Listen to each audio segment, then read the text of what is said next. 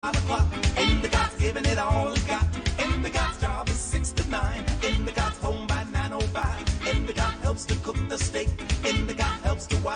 faire pour. On va commencer. Bonjour Grégoire. Bonjour William. Par du football, c'était des Espagnols hier. Exactement. Espagnol contre Espagnol, madrilène contre madrilène. C'est la Ligue des Champions et on connaît l'affiche de la finale de cette Ligue des Champions qui opposera la Juventus Turin au Real Madrid qui défendra son titre. Ça n'est jamais arrivé ça? Je ne crois pas. Juve en finale en tout cas de Ligue des Champions, à vérifier exactement. De toute façon. Oui, ils sont au top de l'Europe. Et là, hier soir, les madrilènes, le Real était face à l'Atlético qui a gagné mais qui avait perdu au match aller. Donc voilà, vous avez compris? Bon, vous n'avez pas suivi? Je vous propose des images, je vous explique tout ça en images. Battu à l'aller 3-0, l'Atlético a montré un tout autre visage sur sa pelouse du stade Vicente Calderón, avec notamment 2 buts. Dans le premier quart d'heure, Niguez ouvre le score de la tête et Griezmann double la mise sur penalty, son 6e but dans cette compétition cette saison. Et regardez bien, le Real Madrid est malmené, mais réduit le score avant la pause. C'est Karim Benzema qui ridiculise la défense de l'Atlético. Il transmet à Kroos, dont le tir est repoussé, et Isco, bien placé, marque à bout portant. Ça fait 2-1, ça ne bougera pas. On revoit cette action ralentie. Et Zidane et ses hommes sont en finale. Ce sera la 15e pour le Real, la 3e en 4 ans. Et le Real qui vise un 12e titre, ce sera le 3 juin à Cardiff. Oui, il a beaucoup plu. Il est resté stoïque, Zinedine Zidane, sous la pluie. Voilà, ça lui fait un costard en moins. Et foot encore en Angleterre avec un match en retard de la 26e journée du championnat outre-Manche. Arsenal bat Southampton 2-0. But de Sanchez et du Français Olivier Giroud. C'est pour ça que je vous en parle. Les Gunners sont à 3 points de Manchester City qui occupe la 4e place, dernière place qualificative pour la Ligue des Champions. Chelsea et Tottenham et Liverpool forment le trio de tête. Et ce soir, on reparlera, plutôt demain, on parlera de foot avec la Ligue Europa et Lyon qui affronte l'Ajax Amsterdam. Voilà. Bon, pendant ce temps, un certain nombre de joueurs se préparent pour Roland-Garros. Ça se passe où, là? Ça se passe à Madrid et il y a un garçon qui est plutôt en forme. C'est Benoît Paire qui a battu un gros morceau. Regardez Benoît Paire, le Français, qui était opposé à Stan Wawrinka, le numéro 3 mondial tout de même. C'était la 10e confrontation entre les deux garçons. Et c'est seulement la 3e fois que le Français bat le Suisse. Le score, 7-5, 4-6. 6-2 et en 8e de finale, Paire affrontera l'Uruguayen Cuevas qu'il a déjà battu à 3 reprises. C'est terminé en revanche pour Gilles Simon, tombeur de Gaël Monfils au premier tour. Le Niçois s'arrête au 2e tour, battu en un peu plus de 2 heures par l'Espagnol Lopez. On notera également les éliminations de Mahut, Herbert et le forfait de Tsonga. Et Rafael Nadal, lui, a remporté le tournoi à 4 reprises et il a été bousculé par l'Italien Fabio Fognini. Un très long match de près de 3 heures. Le Mallorquin, 5e du classement, s'impose finalement 7-6, 3-6. 6-4. Nadal vise ici un 3e titre et un 3e titre sur la terre battue cette saison. Et ça a été un peu difficile également pour Novak Djokovic, numéro 2 mondial. Le Serbe a eu besoin de 3-7 lui pour écarter l'Espagnol Almagro, qui est invité de ce tournoi. 6-1, 4-6, 7-5. Djokovic est le tenant du titre et il vise un 3e sacre sur la terre battue madrilène et ce point jusqu'au bout. Il y a aussi un tableau féminin dont on n'a pas forcément parlé depuis le début de la semaine, mais je vous en parle parce qu'il y a 2 Françaises qui se sont retrouvées, un duel franco-français entre Kristina Mladenovic et Océane Dodin. Hiérarchie respectée, Mladenovic est 17e mondiale et elle bat Dodin qui est 63e issue des qualifications. 6-2, 6-1 et Mladenovic est en quart de finale. On la connaît moins bien. Océane ? Oui, on la connaît un peu moins bien. Elle est plus jeune et moins bien classée. Mais elles sont toutes les deux du nord de la France. Bon, qu'est-ce qu'on a d'autre? On a vu des filles en tennis, je vous propose des filles en basket avec le championnat de France et des Villeneuve d'Ascq qui est à 2-1 en finale. Regardez, ces Villeneuvoises, comme on dit, elles sont en blanc. Elles ont dominé le match 3 chez elles. Elles battent Montpellier 80-60. Et en cas de victoire demain soir, les filles de Villeneuve d'Ascq décrocheraient leur premier titre de championne de France. Un petit mot de cyclisme avec le Tour d'Italie 5e étape, arrivé à Messine en Sicile, victoire de Gaviria, coureur colombien, sa 2e victoire sur le Giro. Le luxembourgeois Jungels reste leader. Un autre décor encore du cyclisme, 2e étape des 4 jours de Dunkerque. Sprint final remporté par le français Arnaud Démare. Le belge de Bucheret est en tête du classement général. Et pour terminer, William, le Battle of the Year final à Montpellier avec les meilleurs B-Boys, comprenez Break Boys de l'Hexagone. 4000 spectateurs pour assister à l'étape française du championnat du monde de breakdance avec le Vagabond Crew qui représentera la France en finale internationale en Allemagne. Et dans ce rendez-vous Montpellier, il y avait des jeunes, et des très jeunes, des Battle Kids, avec des jeunes de moins de 15 ans, qui sont très talentueux. C'est de la graine de champion, aussi fort que les grands. Il a quel âge, lui? Moins de 15 ans. C'est la catégorie des moins de 15 ans. Oui. Oh, oh, Ouais. oh, oh. Ils sont très souples, ces jeunes. Hein. Ils savent C'est faire plein de choses. c'est du sport, c'est du musical, C'est c'est du tout sport, à la c'est du fois. musical, il y a tout. Voilà. Mais ils en vivent, ils arrivent à en vivre, non? Alors pas tous, mais les crews, les équipes les plus importantes, Les elles crews. gagnent la vie. Le crew, ouais, parce qu'on est Ça bilingue va dans ton ce milieu. crew? Ça va, ça Ouais. va. J'ai un gros. Tu mets ton écrou. Oh, il y a un Comme ça. beau crew, hein. Oui, bien sûr. Merci beaucoup. À plus tard.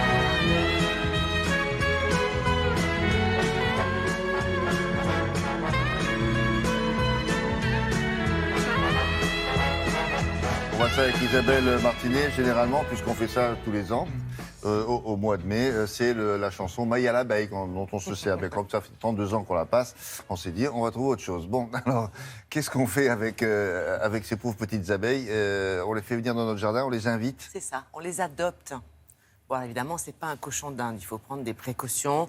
Il faut avoir quand même un grand terrain. Oui. Il faut éloigner la ruche de la maison le plus possible Oui. et éviter que les enfants n'aillent jouer autour de la ruche. Car même s'il s'agit d'abeilles non agressives, c'est une catégorie plutôt sympa et calme. Ce sont quand même des abeilles, donc Oui, attention. il faut leur fiche la paix, quoi. Exactement. Ceci étant dit, c'est une bonne idée. Pourquoi? Parce qu'aujourd'hui, on a quand même un taux de mortalité des abeilles qui est passé de 5% en 95 à 30% aujourd'hui. Et on en a besoin des On abeilles. sait pourquoi elles meurent, toutes ces petites Eh ben, abeilles. généralement à cause des pesticides. Or, dans les jardins des particuliers, je ne parle pas des potagers, mais de votre jardin, quoi, ou votre pelouse, vos hortensias, voyez, bon, il n'y a pas de pesticides. Donc, elles sont heureuses, Il y en a elles moins, n'embêtent on va dire. personne, il y en a beaucoup moins, et elles font leur propre miel. Donc, l'intérêt, c'est aussi d'aller faire sa propre récolte. Oh, c'est pas non plus, il y a de quoi nourrir une famille, c'est-à-dire c'est quelques pots la première année, et durant les années précédentes, de 10 à 20 kilos. Seulement, l'idée étant sympathique, comment on fait? Parce que c'est un métier d'être apiculteur. On ne s'aventure pas comme ça. Non, mais le but du jeu, c'est apiculteur pas de du devenir dimanche. apiculteur. Le but C'est de du faire jeu, en sorte absolument. de sauver l'espèce. Absolument. Parce qu'elle pollinise les fleurs, etc. Exactement. Donc de contribuer à cette sauvegarde en sachant qu'il n'y a pas grand-chose à faire et que toutes les précautions, on vous les donne. D'accord. Donc cette entreprise vous propose une ruche prête à l'emploi. Qu'est-ce que ça veut dire? Que vous avez déjà à l'intérieur un essaim avec 10 000 bestioles et une reine. Une véritable population. Regardez comment ça se passe.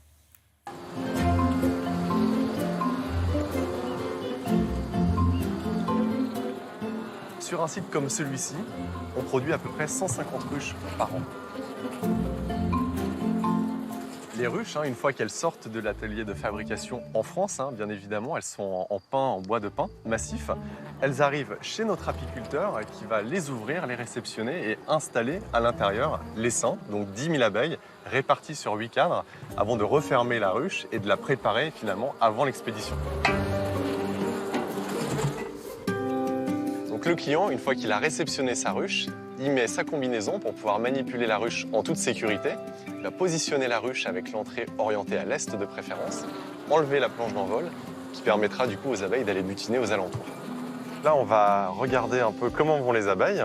On a toujours un enfumoir avec soi pour prévenir les abeilles avant de manipuler la ruche. Quel entretien ça demande? Alors ça demande peu d'entretien, pas plus de 4 visites annuelles à peu près. Et surtout, on s'équipe toujours de la combinaison avant d'aller au contact de la ruche. On ouvre délicatement le toit de la ruche et nos abeilles sont là réparties sur les 8 cadres. Elles sont assez calmes, c'est des abeilles qui ont été sélectionnées pour leur caractère. Elles sont à la fois douces et productives. C'est important quand on démarre dans l'apiculture d'avoir des abeilles qui aient un bon caractère. Et donc là, la reine est à l'intérieur. La reine est à l'intérieur avec ses abeilles, donc on a à peu près 10 000 abeilles et leur reine. La ruche, il faut savoir qu'on ne la touche pas pendant les mois d'hiver, on s'en occupe que quand il fait beau, donc ça peut tout à fait s'adapter à une maison de vacances par exemple. Et elles ont de quoi se nourrir même en hiver. Oui, parce qu'on va leur laisser une partie de leur production de miel et on va pouvoir éventuellement leur donner du sirop pour qu'elles puissent tenir sans problème tout l'hiver. Ce qui m'a séduit dans ce concept, c'est que finalement, avec quelques connaissances en apiculture, sans en avoir trop, on peut acheter une ruche en quelques clics sur Internet et puis l'installer dans son jardin très facilement. Toutes les informations sont sur le site, de même que les bons automatismes comme la combinaison, l'enfumoir et le petit équipement qui est indispensable pour s'occuper de ces abeilles. Alors avant de recevoir vos abeilles, quelques vérifications de base. Déjà, commencez à aller en mairie pour savoir s'il n'y a pas une interdiction spécifique pour avoir des abeilles. Et bien évidemment, respecter les distances de sécurité entre votre maison et celle des voisins.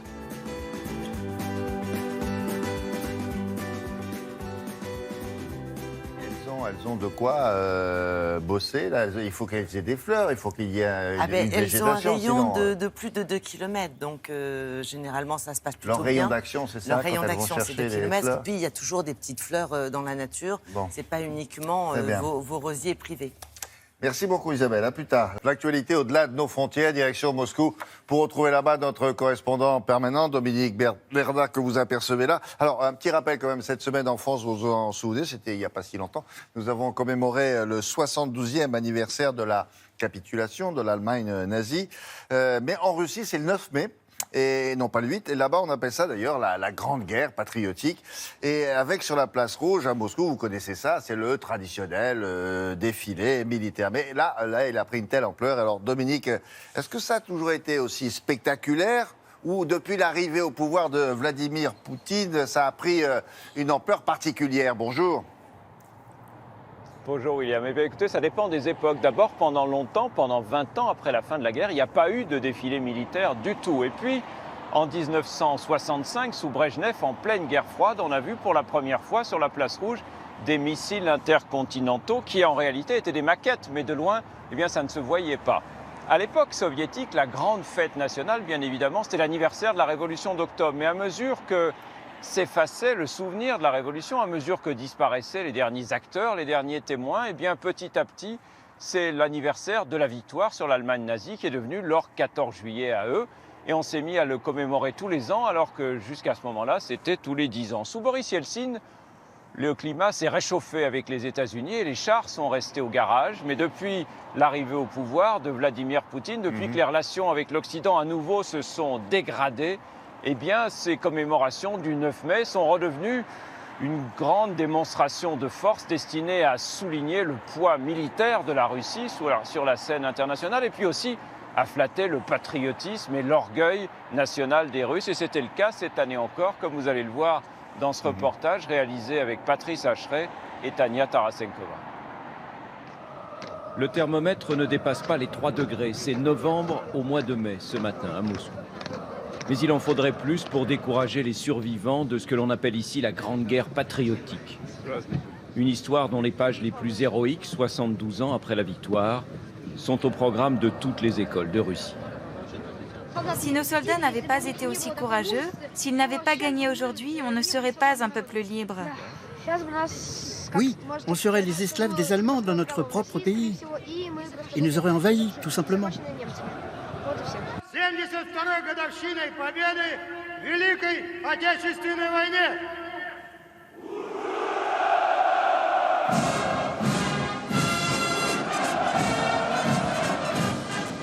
Pour la première fois cette année, défilent sur la place rouge les volontaires de Younarmia, un mouvement de jeunesse lancé par le ministère de la Défense pour promouvoir le patriotisme. Ils seraient déjà 30 000 à travers le pays. Derrière eux, toute la puissance militaire de la Russie, une démonstration de force à laquelle ne manquent que les avions, les hélicoptères, cloués au sol par le mauvais temps. Depuis 3 ans, les autorités ont repris à leur compte ce qui était à l'origine l'initiative d'un seul homme dans la ville de Tomsk en Sibérie. Sur ces photos, les portraits d'anciens combattants décédés depuis, mais qui, de cette façon, participent encore symboliquement aux célébrations de la victoire. Mon père nous a défendus. Nous devons lui rendre hommage, comme il le mérite, et être prêt à faire la même chose que lui, s'il le fallait. Je veux dire qu'il ne faut menacer personne, mais être prêt à défendre notre pays. Ils sont plus de 700 000 si l'on en croit les chiffres officiels dans les rues de la capitale, pour ce qui, en quelques années à peine, est devenu une tradition. Le plus important pour moi, c'est qu'il n'y ait pas de nouvelle guerre. Ce que je veux, c'est la paix. Je pense que si on garde la mémoire de cette époque, de cette guerre qui a pris tant de vies humaines, ça empêchera une nouvelle guerre. En tout cas, je l'espère. On estime à plus de 25 millions le nombre de victimes de la Seconde Guerre mondiale dans l'ex-Union soviétique. C'est dire si toutes les familles, ou presque, ont été touchées. En tout cas, les éléments de langage ont été bien appris, apparemment. Dites-moi, Dominique, ce défilé des anonymes, le défilé du peuple, c'est sincère ou alors c'est une vaste mise en scène qui est orchestrée par le pouvoir? Écoutez, William, j'ai envie de vous dire les deux, mon général. À l'origine, c'était une initiative individuelle, celle d'un homme de Tomsk, en Sibérie, qui avait l'habitude, quand il était petit, d'aller au défilé du 9 mai avec son grand-père. Et puis, quand son grand-père est mort, eh bien, il était triste et il a voulu que son grand-père l'accompagne encore. Alors, il a imprimé sa photo et il est allé au défilé avec son portrait. Depuis, ça a été complètement récupéré par le pouvoir, vous l'imaginez. Mais franchement, le souvenir de la Seconde Guerre mondiale est encore extrêmement présent dans la mémoire des Russes. Et je peux vous assurer que la grande majorité des gens qui participent à cette marche, qu'on appelle la marche du régiment des immortels, l'immense majorité des Russes qui y sont, y vont très spontanément. Et tous ceux qu'on a rencontrés, qu'on a interviewés, que vous avez vus dans ce reportage, je peux vous assurer que ce n'étaient pas des figurants, c'était vraiment des gens qui étaient sincèrement heureux d'être là et de rendre hommage à leurs grands-parents, leurs parents qui ont participé à la guerre. Voilà qui est dit. Merci beaucoup, Dominique.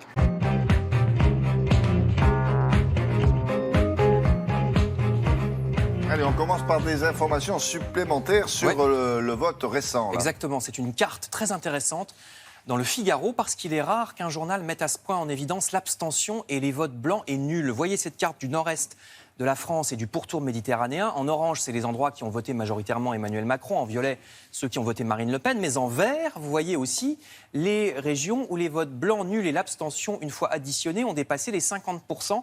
C'est important de le noter parce que ça veut dire que dans ces régions, alors c'est les Ardennes, le Nord, la Meurthe-et-Moselle ou bien l'Hérault, la Corse ou les Bouches-du-Rhône, dans ces petites zones qui sont en vert, ça veut dire que moins de la moitié des électeurs se sont sentis concernés par le deuxième tour de la présidentielle. Ça méritait d'être souligné, d'autant plus qu'en politique, en ce moment, ce sont les grandes manœuvres pour tous les partis.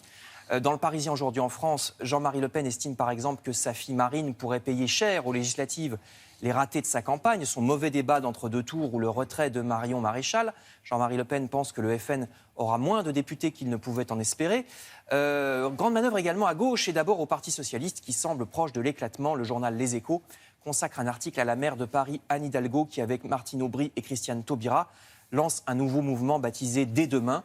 Benoît Hamon, lui aussi, lance son mouvement. Alors attention, les deux soulignent qu'il reste pour l'instant au Parti socialiste. C'est des mouvements qui s'ajoutent au PS et qui prétendent le refonder. Il ne s'agit pas pour Hamon et Hidalgo de quitter le PS. Donc c'est pour ça qu'ils appellent ça un mouvement, mais non pas un parti. Exactement. Mais alors, est-ce que ce but de refondation sera atteint ou est-ce que ce n'est pas plutôt un éparpillement qui risque d'abaisser encore le nombre de députés de gauche aux législatives? Parce que ces électrons libres du PS qui restent au PS s'ajoutent quand même à Jean-Luc Mélenchon. Sur le fond, Hamon et Mélenchon, vous le savez, sont très proches. S'ils avaient été alliés, peut-être aurait-il atteint le deuxième tour de la présidentielle. Et pourtant, leur union semble impossible, écrit le Figaro. Pas d'alliance avec Benoît Hamon tant qu'il n'aura pas quitté le Parti socialiste, déclare Jean-Luc Mélenchon. Et par-dessus le marché, comme si la gauche n'était pas assez éclatée comme ça, Hidalgo, Hamon et Mélenchon ne s'allieront sans doute pas non plus avec le Parti communiste. Vous voyez ces titres dans La Croix ou L'Humanité. Et bien sûr, chacun se renvoie la responsabilité de cette désunion. C'est toujours la faute de l'autre, accusé de ne pas saisir la main qu'on lui tend. Mais au final, sauf quelques rares exceptions, il y aura donc un candidat communiste contre un candidat de la France insoumise. Dans la plupart des circonscriptions aux législatives, c'est l'objet d'un grand papier dans l'Humanité, vous le voyez, et d'un autre dans le Parisien. Et pendant ce temps, hélas, les scandales continuent. Scandale, par exemple, dans les pages de l'Humanité, avec l'histoire de ce laboratoire pharmaceutique de la région lyonnaise, qui a déménagé ses activités dans le paradis fiscal des îles Caïmans. 47 des 100 employés vont être licenciés alors que les comptes de l'entreprise sont bons, souligne le journal. Toujours à propos des laboratoires pharmaceutiques, le Canard enchaîné nous apprend que les autorités de santé en France travaillent parfois de manière bien étrange. La Haute Autorité de Santé travaille en effet avec des experts qui ne sont pas vraiment indépendants, de soi-disant experts qui sont en fait financés par les grands laboratoires pharmaceutiques dont le but n'est pas tellement de nous soigner, estime le journal, mais plutôt de nous faire consommer le plus de médicaments possible. Par exemple, contre l'hypertension, même si nous n'en avons pas besoin.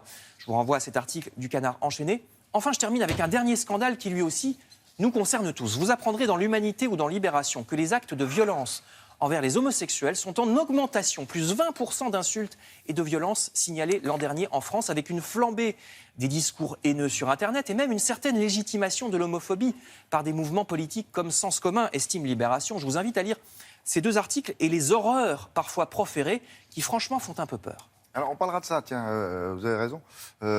Samedi matin, Oui. Dans la séquence. C'est un monde. Oui. Merci beaucoup. Allez. Soignez-moi, sauvez mon cœur. Alors, on va vous expliquer en quoi consiste cette campagne d'information, pourquoi faire, et ça concerne qui. Mais d'abord, rappelle rapidement la définition de ce qu'on appelle un AVC. Alors, l'accident vasculaire cérébral, dans 80% des cas, c'est ce qu'on appelle l'infarctus cérébral. C'est un caillot qui va bloquer une artère du cerveau. Et quand le caillot bloque l'artère, eh bien, les cellules nerveuses, les neurones autour sont endommagés. Ils n'ont plus assez d'oxygène pour subsister. Et quand il y a une partie du cerveau qui est lésée, il y a des séquelles qui s'en suivent. Et on le sait, sur les 130 000 personnes hospitalisées chaque année en France pour un AVC, eh bien, 2 tiers d'entre elles, 2 tiers des survivants vont avoir des séquelles, par exemple une paralysie d'un membre, des difficultés d'élocution, des troubles de la mémoire éventuellement. Donc voilà, c'est un accident grave, on le sait, on sait que c'est une urgence. Et justement, la campagne d'information qui va débuter ce week-end propose de faire un petit peu plus attention aux facteurs de risque de l'AVC. Alors on sait que l'un des facteurs majeurs, ce sont les mêmes facteurs de risque que les maladies cardiovasculaires. Le facteur majeur, c'est l'hypertension artérielle, il y a aussi le diabète, l'obésité, les apnées du sommeil et un autre facteur de risque que le public ne connaît pas bien qui s'appelle la fibrillation atriale. C'est un trouble, la fibrillation atriale, un trouble du rythme cardiaque qui concerne 1% des plus de 65 ans, c'est-à-dire 700 000 personnes en France. Et chez ces patients, le risque d'AVC est multiplié par 5. Alors, pour quelles raisons? Qu'est-ce que c'est que la fibrillation atriale? Et pourquoi, et c'est le thème de cette campagne, pourquoi faut-il prendre son pouls pour dépister ce trouble du rythme? Réponse en images. Boum, quand notre cœur fait boum. Tout avec lui dit boum. Quand le patient souffre de fibrillation atriale, le cœur du patient va passer d'un rythme régulier aux alentours de 60 battements par minute à un rythme beaucoup plus rapide et irrégulier. Le patient va développer des signes d'insuffisance cardiaque, un essoufflement au moindre effort, des palpitations.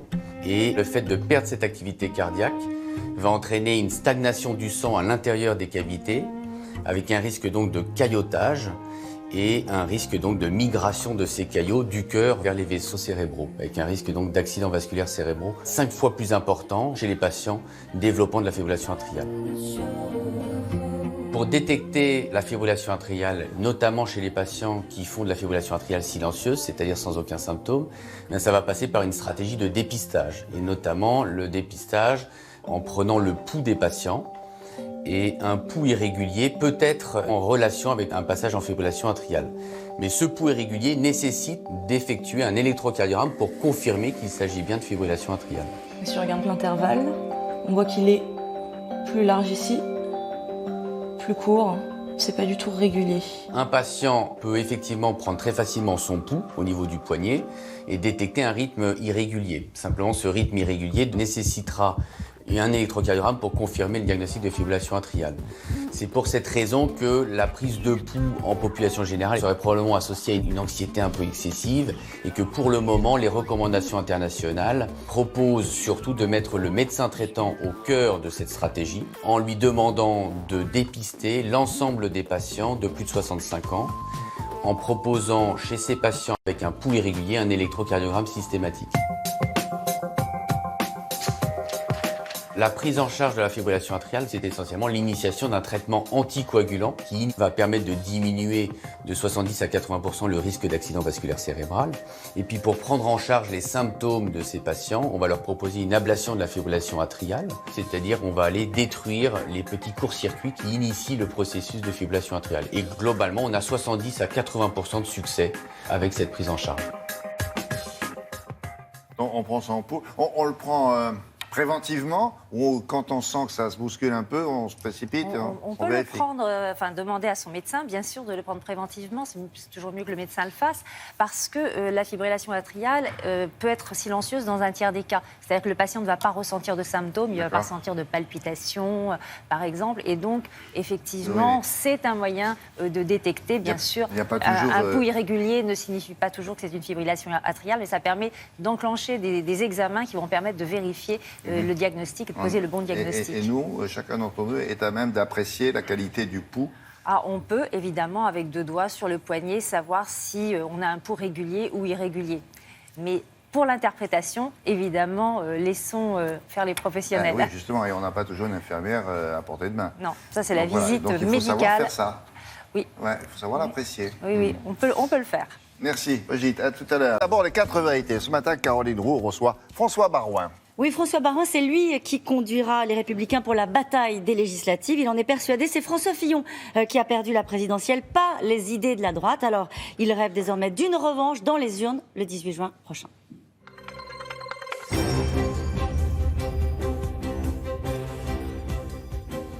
Bonjour François Baroin. Bonjour. Nous connaîtrons à la mi-journée la liste des investitures En Marche. Visiblement 450 candidats sur les 577. 80 députés socialistes ont frappé à la porte d'En Marche. Combien chez LR ? Vous voulez dire de candidats socialistes qui ont frappé à la porte d'LR ou vous voulez dire combien de candidats LR qui ont frappé à la porte d'En Combien Marche ? de candidats LR qui ont frappé à la porte d'En Marche ? D'abord, vous me permettrez un mot, il n'y a aucune revanche. Le peuple français a choisi, nous avons adressé nos félicitations républicaines au président Macron et nous lui souhaitons bonne chance, parce que ça veut dire bonne chance pour la France. En revanche, dire que la campagne présidentielle a été abîmée dans tous les sens du terme par les affaires qui ont frappé notre candidat, considérer que le visage de la France c'est le second tour, serait commettre une erreur politique majeure. Nous considérons que le visage de la France c'est celui du premier tour, c'est-à-dire une France fracturée comme jamais, avec 4 blocs auxquels il faut répondre. Et c'est la raison pour laquelle, en 10 jours, nous avons défini un nouveau projet et nous avons investi nos 577 candidats, LR, UDI. Ce sont des candidats majorité pour la France, parce que le projet c'est de définir une majorité, et donc à votre question, il n'y a naturellement aucun candidat. Ça raconte quoi ? Le fait qu'il n'y ait aucun candidat, 80 députés socialistes ont eu la tentation Macron, ça ne s'est pas produit chez LR alors qu'on l'avait annoncé, ça veut dire quoi ? Ça raconte quoi ? D'abord, ça dit 2 choses. La première, c'est que Emmanuel Macron a gagné la bataille de l'ambiguïté. Nous sommes efforcés pendant plusieurs semaines, plusieurs mois, à raconter son histoire, à expliquer son parcours, qu'il était l'héritier de François Hollande et que c'était un homme de gauche et qu'il a participé au massacre des classes moyennes avec une politique fiscale qu'il a inspirée très largement lorsqu'il était d'ailleurs ministre de l'économie lui-même. Ça raconte que son organisation En Marche est structurée autour d'hommes de gauche. Son secrétaire général est un député PS, le porte-parole est PS. La dame qui vient de prendre la présidence est une ancienne conseillère de Madame Aubry, la maire des 35 heures. Ça veut dire que la rivière revient dans son lit, ça veut dire que maintenant c'est la bataille de la clarté, et en fait c'est cette bataille de la clarté que nous voulons proposer aux Français. Et pourtant, Manuel Valls, ancien Premier ministre socialiste, est congédié gentiment par les équipes d'En Marche, considérant qu'il ne répond pas aux critères. Donc vous lui reprocheriez de recycler les vieilles gauleurs du Parti socialiste. Il a eu raison de rester étanche. Je pense qu'il y a des règlements de compte entre Macron et Valls qui donnent d'une puissance et qui, me semble-t-il, n'ont strictement rien à voir avec la bienveillance qu'on nous a vendue pendant plusieurs semaines de campagne. Je n'ai jamais vu une telle violence. On aime ou on n'aime pas Valls. Enfin, il a servi l'État, et dans une période difficile. Et il a mis en place l'état d'urgence pour protéger les Français. Ça a marché, ça n'a pas marché, peu importe. Mais la manière dont il est traité dit beaucoup quand même de l'esprit sectaire, de ce mouvement qui se veut très moderne et qui, en 3 jours, appartient déjà au passé dans ses méthodes et dans ses combines. Ça dit quoi d'Emmanuel Macron ? Ça dit qu'il aime régler ses comptes avec les gens qui ne l'ont pas aimé. Ça se fait en politique, hein. C'est classique. Oui, bien sûr, mais là, c'est assez violent et spectaculaire et très visible. Il y a une forme de duplicité chez Emmanuel Macron qui vend vous avez cité le mot qu'il a utilisé le soir de sa victoire, la bienveillance. En tout cas, il faudrait beaucoup d'argumentation et beaucoup de force de conviction pour expliquer que ce qui se passe sur Valls procède de la bienveillance naturelle des relations humaines. Il défend le renouvellement, le changement de tête. On verra d'ailleurs à l'occasion de la présentation de ces listes des investitures En Marche si ce renouvellement a eu lieu. Vous pensez que vous aviez dit à un moment donné dans une interview, il faut 30 ans pour faire un président de la République. Il faut combien pour faire un député, un bon député ? Moi, j'étais député à 27 ans et j'étais au Conseil des ministres à 29 ans. Donc l'âge n'est pas un critère défavorable, c'est un apprentissage. Je suis un chiracien de formation politique et effectivement, j'ai entendu Jacques Chirac dire qu'il fallait 20 ou 30 ans. Ce schéma-là a explosé. En 2 ans, quelqu'un d'inconnu devient président de la République. Le deuxième principe qui a explosé dans cette présidentielle hors norme et folle, c'est que les partis de gouvernement étaient gagés pour l'éternité dans la gestion d'une alternance. Et puis il y a un troisième principe qu'on essaie de vous vendre, c'est qu'il y aura une majorité automatique pour soutenir le président de la République. Mais je suis sûr que les Français vont faire voler en éclats ce troisième principe. L'expérience n'est plus un sujet ? L'expérience, à mon avis, est plutôt un acquis. La valeur n'attend pas le nombre des années, mais l'expérience, il n'y a pas à s'en excuser. Il faut aussi s'appuyer sur des gens qui ont cette expérience. Et je ne crois pas que le jeunisme en lui-même puisse être porté au titre du renouvellement. Nous-mêmes, nous allons renouveler 60% de nos candidats. Nous avons remporté les municipales, nous avons une génération qui s'est levée, qui a demandé un espoir, qui s'est engagée, qui vient de la société civile. Vous verrez beaucoup de visages d'hommes et de femmes de 30-40 ans, majorité pour la France, qui incarneront ce renouvellement. Est-ce que vous voyez comme un survivant du vieux monde ? Bon, je compte pas encore mes points de retraite et au regard de l'état civil, j'ai encore un peu d'espérance. J'adore la politique, j'adore mon pays. Je m'excuse pas d'être réélu dans ma ville de Troyes depuis 4 mandats. On veut peut-être dire cette histoire, mais je crois que c'est pas parce que les partis de gouvernement ont échoué dans leur fonctionnement, et c'est incontestable. Et de ce point de vue, En Marche a montré un chemin intéressant dont les partis politiques devront s'inspirer. Que la droite et la gauche qui existent depuis 250 ans, que les convictions ancrées. Moi, je suis un gaulliste et je veux faire perdurer cette idée, je veux la transmettre aux générations qui suivent, cette idée de rassemblement, d'autorité de l'État, de pacte républicain et d'une certaine idée de la voix de la France dans le monde. Alors, on y revient au clivage. Vous avez présenté une plateforme pour les législatives et au fond, le seul argument que vous donnez aux Français pour se démarquer dans votre programme, c'est pas rien, mais c'est les impôts. Vous considérez qu'Emmanuel Macron est en train de préparer un choc fiscal pour les Français ? Il a préparé déjà un choc fiscal, puisqu'il est l'auteur avec François Hollande de plus de 30 milliards qui ont massacré les classes moyennes. Nous avons en 10 jours tiré les leçons du message adressé par les Français, et nous avons aussi tiré les leçons de ce qui n'a pas tout à fait été effectué à la fin de la primaire, c'est-à-dire la synthèse des propositions. Et effectivement, la colonne vertébrale de ce projet, c'est une augmentation du pouvoir d'achat pour les Français avec la défiscalisation des heures supplémentaires que nous avions mise en place lorsque nous étions en responsabilité. Et c'est une baisse des impôts, et notamment une baisse de l'impôt sur le revenu. Il faut redonner du pouvoir d'achat aux Français. Il n'y a pas que cela dans le projet.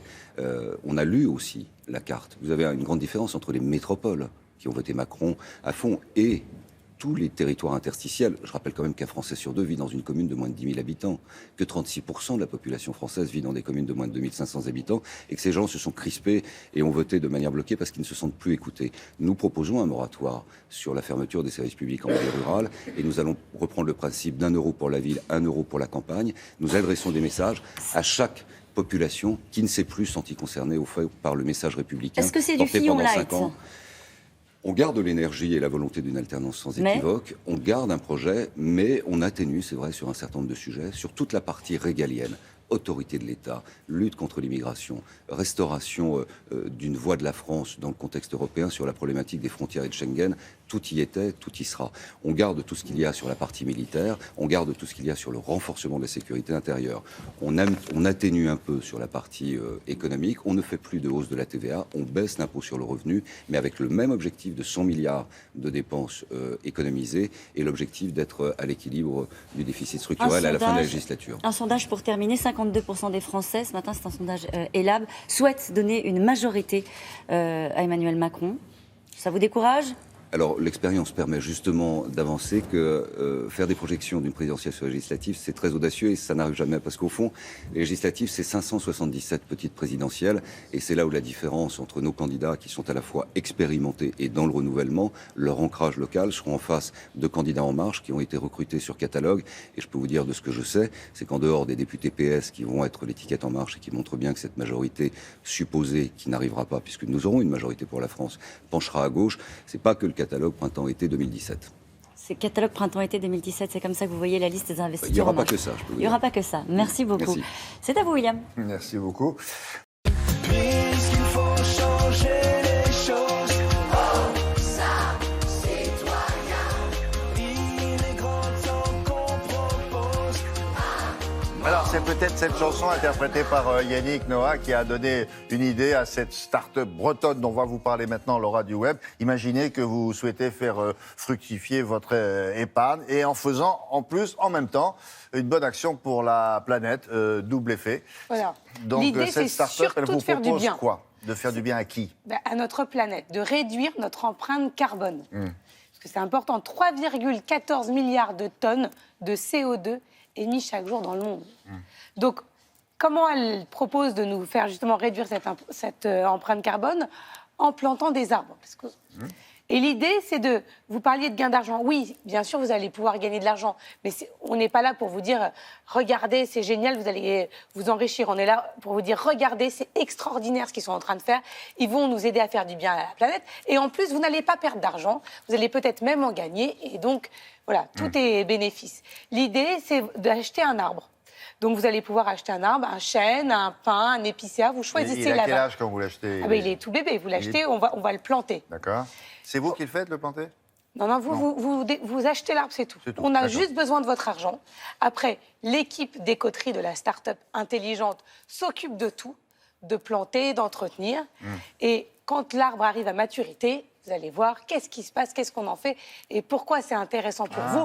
Je suis allée rencontrer un des fondateurs qui est exceptionnel, Erwan.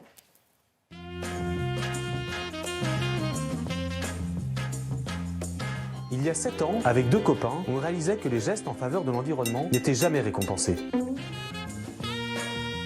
Écoterie permet à ses clients, qu'ils soient particuliers ou entreprises, de se constituer un patrimoine vert en finançant la plantation d'arbres. Vous pouvez, via notre plateforme, financer la plantation d'un arbre qui vous appartient. C'est aussi ça l'innovation, c'est que vous devenez propriétaire d'un arbre. Les arbres sont géolocalisés, donc vous avez accès aux coordonnées GPS de votre arbre, à un coût d'entrée qui est relativement faible, puisque le premier prix est à 15 € et les arbres sont vendus entre 15 et 30 € à peu près. Quand vous vous connectez sur votre espace client, vous avez vos arbres sur les différentes plantations, vous avez un compteur de CO2 qui vous donne en temps réel le nombre de kilos de CO2 qui a été absorbé par votre portefeuille d'arbres depuis votre acquisition. Aujourd'hui, nos forêts sont principalement en Bretagne. On vient d'en acheter une nouvelle en Mayenne et une autre en Île-de-France. À terme, nous avons l'ambition de se développer dans toute la France. On a l'ambition, avec cette idée, de créer un cercle vertueux. On n'est plus uniquement dans la gratuité, on n'est plus uniquement dans le mécénat, on est aussi dans une rentabilité. Une rentabilité long terme, certes, mais on est à l'échelle de la nature. Et comme on a l'habitude de dire, dans le développement durable, il y a durable. À la fin d'une révolution, les arbres sont donc coupés. Évidemment, la forêt est reboisée derrière, il n'y a aucun problème. Et donc ces arbres sont vendus à des scieries qui les achètent, les transforment et font du bois d'ameublement. Pour vous donner une idée, un grand arbre, lorsqu'il est récolté, c'est à peu près entre 1 et 1 mètre cube de bois. Donc vous regardez le prix du mètre cube de bois, le cours, ça il est public, et ça vous donne une idée un peu du prix de votre arbre. Les gens qui nous achètent un arbre sur notre site internet le font pour des occasions de certains moments de la vie, pour une naissance, un mariage, un baptême, enfin. Il y a vraiment cette idée de laisser une trace et donc de laisser un patrimoine mais aussi un souvenir. Et plutôt que d'offrir un jouet qui va se casser dans les 6 mois, on peut aussi offrir un arbre dont l'enfant se rappellera pendant des années et qui à terme lui apportera un patrimoine. Mais bon, il va falloir que je sois très patiente parce que ce n'est pas pour tout de suite. Elle est mignonne, cette petite fille. Donc c'est une bonne idée de cadeau. Et on peut suivre sa croissance pour savoir s'il va bien. Et on reste connecté à son arbre ou à sa forêt parce que vous pouvez acheter 200 arbres et vous abonner et tous les mois planter des arbres. Alors quoi, ils ont des parcelles, ils les ont... Voilà, ils ont on les autorise à planter dans certains... Voilà, pour l'instant en Moselle, en Île-de-France, et ils ambitionnent d'être présents sur toute la France. C'est une très belle initiative, c'est une belle idée de cadeau qui est utile c'est drôle. Et qui fait du bien à la planète. Ça coûte cher Non, c'est à partir de 15 € l'arbre. Après, ça peut monter en fonction de la variété que vous avez choisie. Non, mais aujourd'hui, ce qui est bien, c'est que ces jeunes qui montent des entreprises sont beaucoup plus conscients que notre génération de notre planète et font toujours des projets avec un sens. Merci Laura. Vive les jeunes. J'allais vous le dire.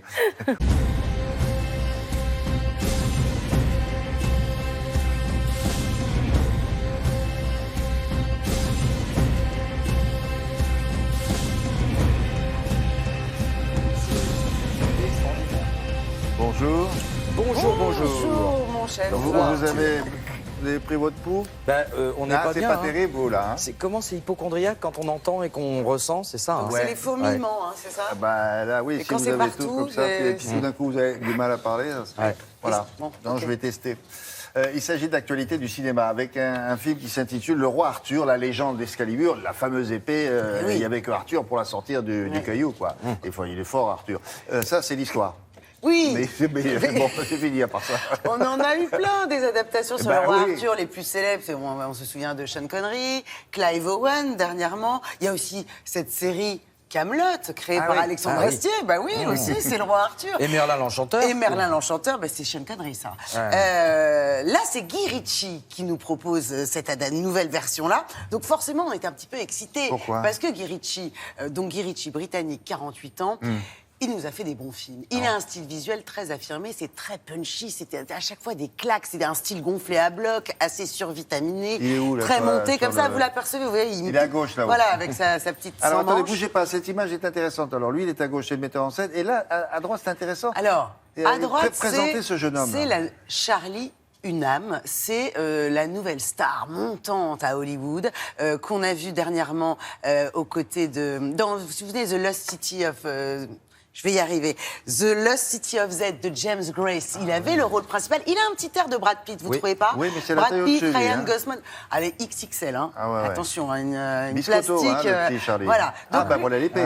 lui, c'est le roi Arthur de ce film de Guy Ritchie. Alors, Guy Ritchie, qu'est-ce qu'il a fait aussi? Les 2 volets de Sherlock Holmes, avec Robert Downey Jr., avec Jude Law. Il avait fait Snatch avec Brad Pitt, qui est devenu culte. Donc, son roi Arthur à Guy Ritchie, c'est ce qu'on appelle un badass. Un badass, c'est quoi, là-bas, en anglais dans le texte? C'est un dur, c'est un gros dur, qui a des vilaines manières. C'est de l'argot, ça, badass. Ouais, you're badass. Vous voyez, il faut faire avec l'accent. Elle le dit avec bien. l'accent. Ah, voilà. ouais. Non, mais ce qui est bien, c'est qu'il n'a voyou, rien quoi. du pro-chevalier valeureux, le Arthur de Guy Ritchie. C'est ça qui est génial. On a aussi dans le rôle du méchant Jude Law. Jude Law qu'on voit de plus en plus dans les rôles de méchants. Vous vous souvenez, vous le voyez là avec son armure, c'est le vilain oncle d'Arthur dans le film. C'est assez génial, il est assez génial, je dois dire. Il y a d'ailleurs cette série, The Young Pope de Paolo Sorrentino, où il joue un pape tout à fait sulfureux. Bon, alors, il n'y a pas de fille, là, Guenièvre, alors où elle est? Alors, Cocorico, on a une petite Frenchie, Guenièvre. On a Astrid Bergès-Frisbey, vous allez la voir. Bon, là, elle a les yeux un peu injectés de sang parce qu'elle a des pouvoirs, Guenièvre. Alors, elle a joué dans quoi chez nous, là? Révélée par Daniel Auteuil dans La fille du puisatier. Ah oui. Puis ensuite, Johnny Depp, pirate des Caraïbes. Et maintenant, Jude Law et Charlie Hunnam. Donc, Astrid Bergès-Frisbey, À suivre. ça sent bon pour elle. On a aussi David Beckham, une apparition de David Beckham. Qu'est-ce qu'il fait là, Et lui il fait un méchant, il a un petit short, une culotte noire. Bah oui, il est Lui aussi, avec il des est, crampons et un ballon sous le bras. Ouais, il est encore bien. Hein. Ah ouais? Ah oui, il est encore bien. Oui, mais Et c'est puis il y a 2 heures Eric par jour, Bana. ouais, oh. Il y a Eric Bana. Donc c'est concours de pectoraux, concours d'effets spéciaux, production dantesque, une musique. Moi j'ai adoré, c'est une claque visuelle. Vous n'allez pas voir ce film pour le scénario, vous savez comment ça se finit. La légende du roi Arthur, on connaît. Par contre, on est dans la veine de Game of Thrones, on est dans la veine du Seigneur des Anneaux. Comme dit Éric Judor, ça défonce, ça envoie. Ouais. La bande-annonce qu'on va vous présenter, l'image est un peu sombre, alors ne réglez pas votre téléviseur, mais c'est normal. Et baissez le son, moi. Oui. The power.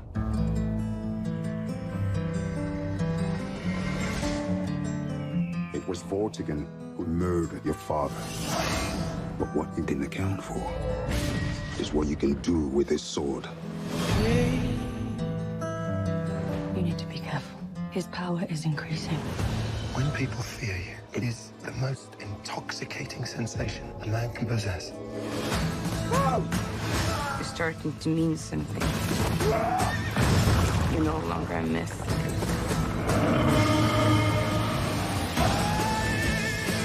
I'm gonna kill him. Put him on his knees! You wanted the prophecy? Raise that sword! Show the people the power of Excalibur!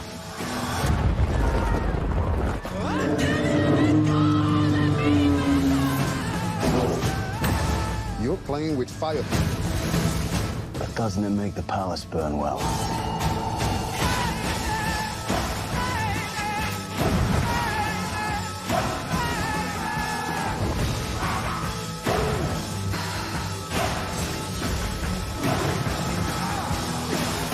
There's the king. Ouais, c'est bien donne ça. envie, hein. C'est très On peut fort. pas y aller avec les enfants, peut-être, non? Ouais, il faudrait un peu qu'ils aient un violent. peu plus de 12 ans. Ah ouais. Parce que, mais alors, c'est une vraie claque visuelle. Il a fait un truc très fort. On est plus dans un film de gangster que dans un film de KPDP. Ah bon? C'est extrêmement moderne. Écoutez, vous voyez pas le temps passer, c'est du pur divertissement. Vous savez ce que vous allez voir. Mais quand on a des bons aux manettes... Ah oui, on a oublié de dire, Guy Ritchie, c'est aussi l'ex-mari de Madonna. C'est important de le dire, je trouve. Ah bon? Bah oui, pourquoi pas. On dit toujours c'est la femme de... Bah, c'est l'ex-mari de Madonna. Ils avaient fait un film ensemble. Vous vous souvenez pas, Madonna au cinéma, dans À la dérive? C'était lui qui réalisait ça. Qui avait été un flop total. Bon, là, ça va être très bien. Je vous engage à y aller. Mercredi prochain. Merci beaucoup, Brigitte, en tout cas, pour ces informations. Laura Duweb a des choses à vous dire à propos de la santé, oui? Oui, de l'alimentation, William. S'il existait un fast-food, mais qui nous fait du bien, c'est-à-dire... Vous êtes sûr de ça? Eh bien, en tout cas, oui, certainement sûr de ça. Ça vient d'être créé. Alors, pour l'instant, le premier est à Paris, mais ils envisagent d'en faire dans toute la France. Ça s'appelle Life avec 2 I. Et le but, c'est de la restauration rapide qui ne va vous proposer que des plats et des aliments qui vous font du bien. Donc, c'est pas uniquement bio. C'est aussi des aliments qui vont pas vous faire grossir et qui peuvent, une alimentation qui peut s'allier avec un comportement sportif. Et comment on fait ça? Alors, on est jeune, on a beaucoup d'idées, mais il faut quand même des professionnels pour s'entourer. Oui. Et ils ont fait appel à un professeur qu'on connaît bien, c'est le professeur Salman, qui les a aidés à élaborer leur menu et qui leur a donné des conseils. C'est vous dire si cette start-up est sérieuse.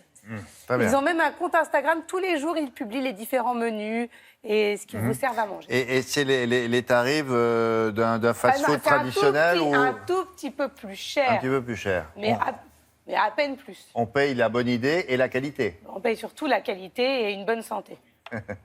Merci beaucoup.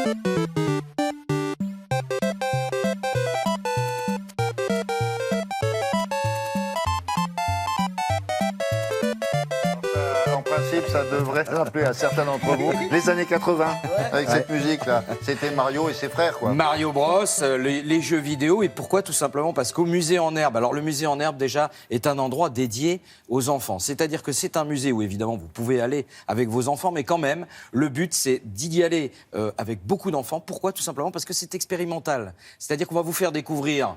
Alors, à un moment, ça va être les cubistes. Là, en ce moment, on va vous faire découvrir un artiste qui s'appelle Game Over. Alors, pourquoi non, pas Game Over du tout. Non, pas non, pas du tout.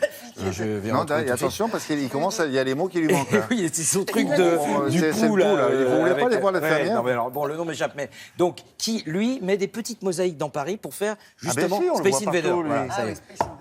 Space Invader. Space Invader, du nom du même jeu. Vous savez, les petits envahisseurs qui faisaient sur l'écran. Space Invader, l'envahisseur de l'espace. Oui, les envahisseurs de l'espace. Voilà. Et alors, lui, il a commencé, attention, c'est interdit au départ, parce que vous n'avez pas le droit d'aller sur les murs comme ça de Paris et puis faire des œuvres. Mais au départ, les premiers peintres, ils faisaient des fresques sur les murs. Ce n'est que plus tard qu'on a commencé à peindre sur des rétables de bois et ensuite encore beaucoup plus tard sur des toiles. Finalement, au départ, les premiers peintres, ils avaient le support qui était devant eux. Ils avaient les grottes, monsieur. Les grottes et les murs. Ils peignaient Lascaux. Lascaux, le peintre de Lascaux, le Picasso de Lascaux, il avait la grotte. Voilà. Et c'est exactement ce qu'il fait aujourd'hui. Et on dit, oh, bah non, bah voyez, c'est interdit. Et, tout. Et c'est d'ailleurs pour ça qu'on ne connaît pas son identité réelle. Bien sûr, il ne signait pas. Ah non, il ne peut pas, il n'a pas le droit parce que, je vous le rappelle et je vous le répète, parce que peut-être que ce reportage va déclencher des vocations, vous n'avez pas le droit. Hein, vous ne pouvez pas aller dans l'espace public. Ou alors dans des espaces dédiés. Il y a des espaces dédiés. Mais lui, il est devenu tellement connu que maintenant, bah voilà, vous avez une rétrospective sur son art. Alors, comment est-ce qu'on fait quand c'est interdit et qu'on le fait quand même? Et surtout, comment est-ce qu'on fait pour en vivre? Parce que c'est bien gentil toute cette histoire, vous faites des trucs dans la rue, etc. Mais après, vous pouvez pas les vendre dans des galeries. Eh bien, vous allez voir, il a trouvé une petite combine pour quand même réussir à vivre de son art.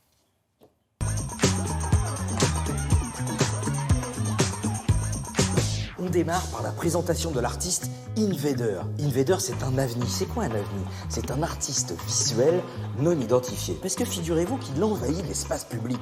Et ça, on n'a pas le droit. Donc à chaque fois qu'il se présente dans les médias, il porte un masque, évidemment, pour ne pas être reconnu. Et d'ailleurs, dans cette exposition, vous aussi, vous pourrez commencer par choisir le masque que vous voulez mettre. L'idée, c'est qu'on ne vous reconnaisse pas.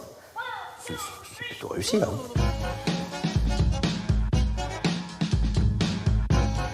Alors, que fait-il de si interdit? Eh bien, c'est très simple. Quand il était petit, il jouait à des jeux vidéo avec des pixels. Il a décidé de libérer les personnages de ses jeux d'enfance. Il en a fait des petits carreaux de mosaïque qui collent un peu partout sur les façades des immeubles. C'est pour ça d'ailleurs que c'est interdit, hein, pour représenter les petits personnages. Voilà. Et pourquoi de la mosaïque? D'abord parce que c'est costaud, et ensuite en hommage à ses ancêtres artistes, car la mosaïque, ça date de l'Empire byzantin et de l'Empire romain.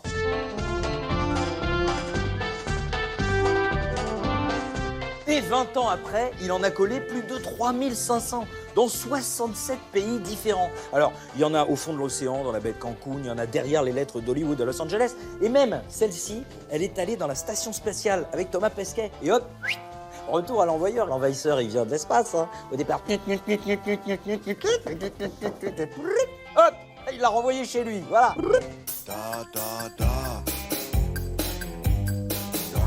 Et ensuite, en hommage au cubisme, Invader a créé le Rubik's Cubisme. Alors vous dites, oui, c'est facile, il a pris un Rubik's Cube, il a enlevé les petites facettes en plastoc et puis il a fait des tableaux avec. Pas du tout.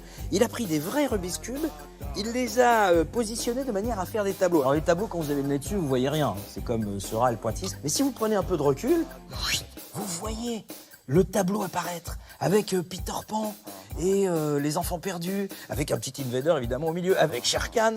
Et ça en plus, ça peut se vendre en galerie, hein, parce que la mosaïque, elle est collée un peu partout dans Paris, on peut pas la vendre. Tandis que ça, oui, ça vous pouvez. Donc on commence à rentabiliser un petit peu aussi. Bah oui, attention, il est artiste, ça faut bien qu'il mange. Hein. Ah bah ouais, parce qu'Invader, il est pas virtuel.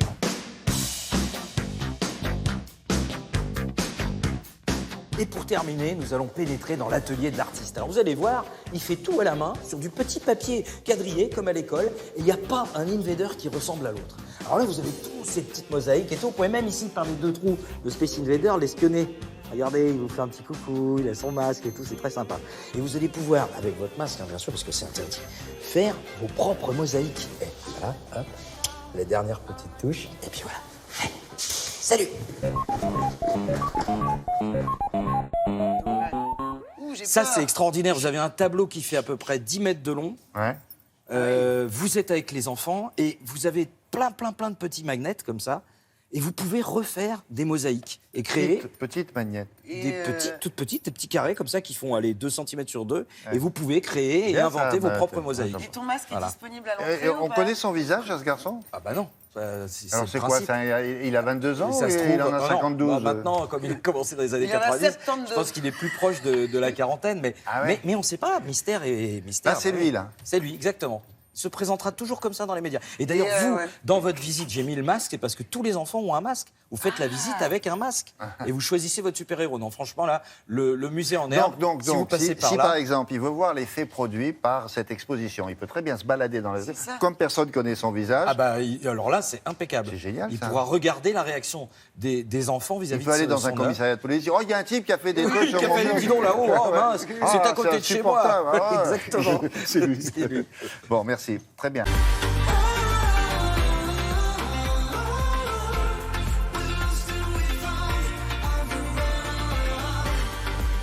Avec Marie-Emmanuelle Joglou, on va maintenant s'intéresser à l'actualité internationale. Et le numérique sera l'un des grands enjeux du prochain quinquennat. Le nouveau président l'a dit. Et à ce sujet, il y a un article qui nous a intéressés, qui est paru dans Oui Demain. C'est un magazine, un mensuel, qui est consacré à l'État le plus numérique d'Europe. Quel est l'État le plus numérique d'Europe? Marie va vous le dire. C'est même le premier dans le monde à proposer une formule tout à fait intéressante. Alors, cet État-là, on ne le sait pas, peut-être que c'est le plus numérique de toute l'Europe. Ah oui, je vous confirme. C'est un tout petit, hein? C'est un tout petit État, c'est l'Estonie, qui se trouve donc dans le nord de l'Europe. Ils ont tout misé là-dessus. Hein. Ils ont tout misé, mais vous savez, c'est eux aussi, c'est les pionniers du numérique, c'est eux qui ont inventé par exemple le Skype. Vous savez, cette manière de parler, de téléphoner via Internet et par vidéo, c'est eux qui l'ont inventé. Et donc, ils ont proposé il y a 2-3 ans ce statut de e-résident. Alors voilà, qu'est-ce que c'est? Eh bien, c'est un statut qui vous permet en fait de vous connecter avec les services estoniens. Ça veut dire que vous voulez créer votre entreprise, ouvrir un compte en banque, faire des affaires, eh bien vous vous connectez à ce service. Ça vise essentiellement les entrepreneurs qui veulent créer des start-up. Et donc, ils vont avoir droit, en fait, à des avantages fiscaux, entre autres. Et ils vont permettre de pouvoir gérer leur entreprise à distance, mais de n'importe où dans le monde. D'accord. Et on passe par l'intermédiaire de ces spécialistes estoniens du numérique. On n'a pas besoin d'être estonien pour le coup. Exactement, vous n'avez pas besoin de ça. C'est très très simple. Il suffit simplement, en fait, c'est une carte électronique, c'est une carte d'identité électronique en fait que vous allez en fait avoir grâce simplement en remplissant un dossier sur Internet. Donc on devient, ça dure un quart d'heure. On devient un e-résident. Vous devenez un e-résident, vous payez 100 €, vous attendez un mois, vous allez chercher votre carte dans l'ambassade de votre pays. C'est très très simple. Et sauf William, on n'a pas d'avantages. Vous n'avez pas de, vous avez beaucoup d'avantages économiques essentiellement. Vous n'êtes pas un résident fiscal, vous n'avez pas la nationalité estonienne. Ce sont des avantages essentiellement économiques et vous allez voir, c'est d'une redoutable simplicité, mais aussi efficacité. Explication, regardez.